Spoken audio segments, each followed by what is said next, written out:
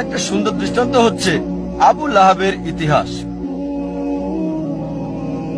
আবু লাহাব তিনি নবীজি মুহাম্মদ সাল্লাল্লাহু আলাইহি ওয়াসাল্লামের চাচা ছিলেন।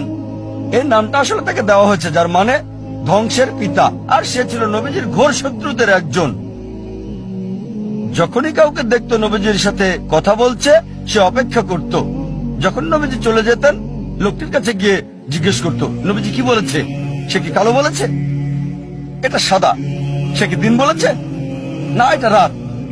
সে নবীজির বিপরীত বলতো। নবীজির চিরশত্রুদের একজন ছিল সে। সে রাস্তায় চলতে চলতে অনেক সময় মিথ্যে কথা বলতো নবীজিকে ভুল প্রমাণ করার জন্য। আর পবিত্র কোরআনে একটা সূরাই আছে, সূরাটির নাম লাহাব, অধ্যায় 111, যা আমরা সবাই ভালোভাবে জানি। সালাত অনেকবার পড়া হয়, তাব্বাত ইয়াদা আবি লাহাব ওয়া তাব ইত্যাদি। এই সূরাতে উল্লেখ আছে যে আবু লাহাব এবং তার স্ত্রীকে দোজখের আগুনে পোড়ানো হবে। তার মানে কখনোই মুসলিম হবে না, তারা কখনোই ইসলাম গ্রহণ করবে না।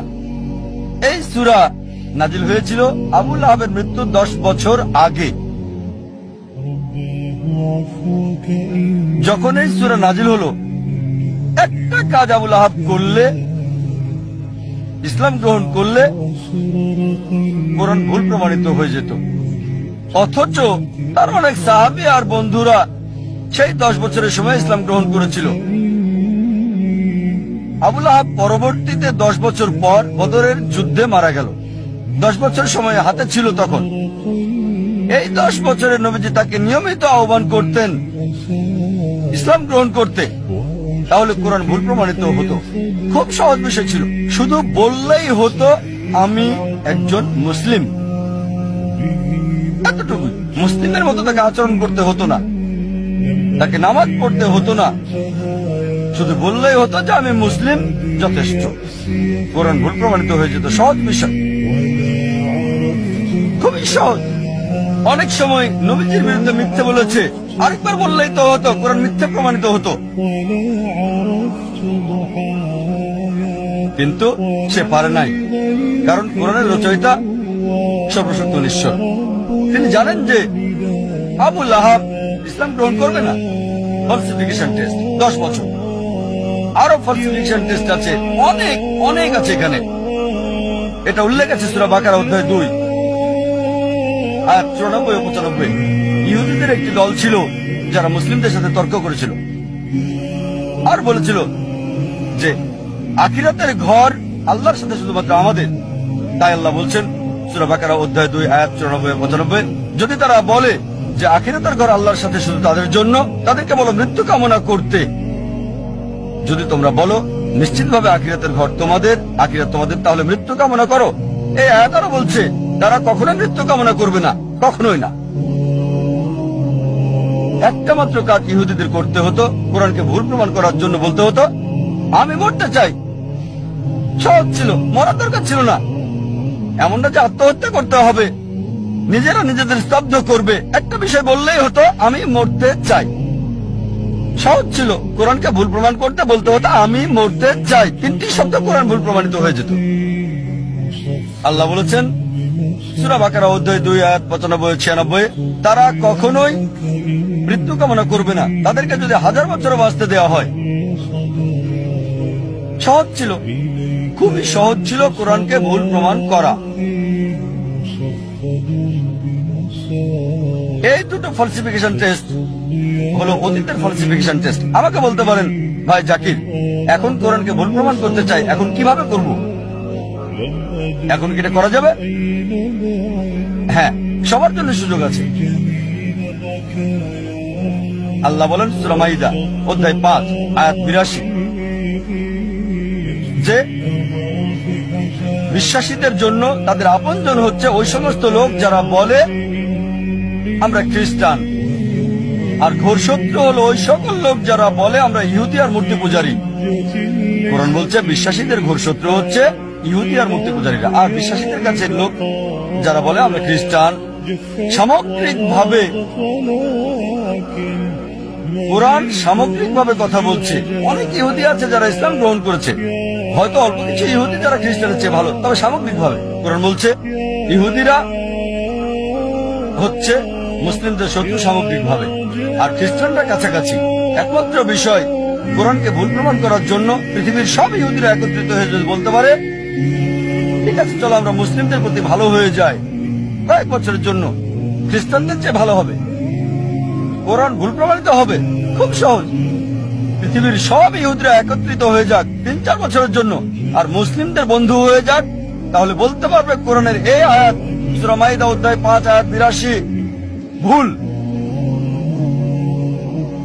তারা এটা করবে না, এটা করতে পারবে না কখনোই। সহজ। আরো ফালসিফিকেশন টেস্ট রয়েছে। হয়তো বলবেন যে আমি ইহুদি না, তাহলে কিভাবে প্রমাণ করব যে কোরআন ভুল? আল্লাহ এই সুযোগ সবাইকে দিচ্ছেন।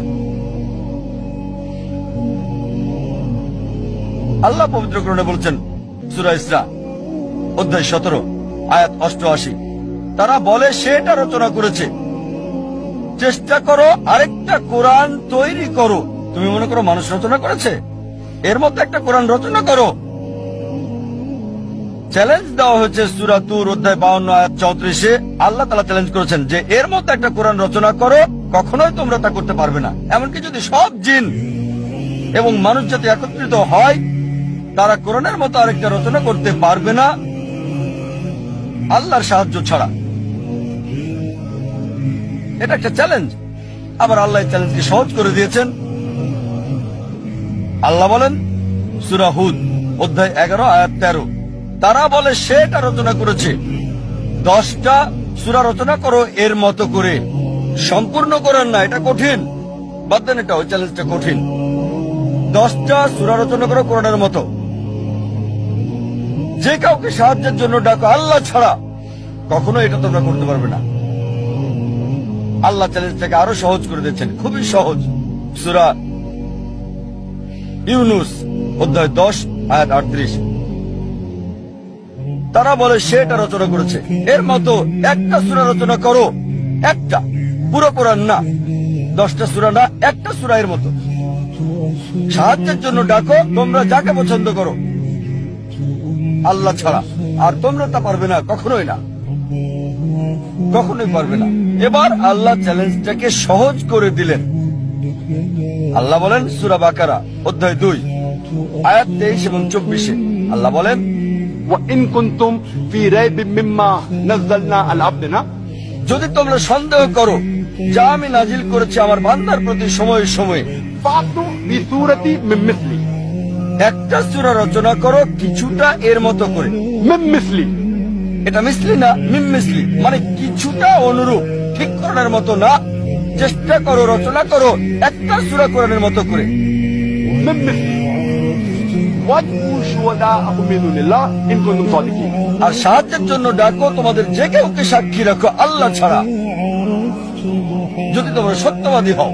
ফাইন লাম তাফআলু, তবে যদি তোমরা না পারো, ওয়া লান তাফআলু, নিশ্চিত যে তোমরা পারবে না, তাহলে ভয় করো সেই আগুনকে যার জ্বালানি হবে মানুষ ও পাথর। তোমরা তা করতে পারবে না, এবং নিশ্চিত তোমরা তা করতে পারবে না। তাহলে ভয় করো সেই আগুনের যার জ্বালানি হবে মানুষ এবং পাথর। এটা হলো চ্যালেঞ্জ। চেষ্টা করে একটা সূরার কিছুটা মিল করে রচনা করো। হয়তো বলবেন সত্যি যদি এটা পরীক্ষা হয়ে থাকে তাহলে সূরাও রচনা করতে হবে আরবিতে।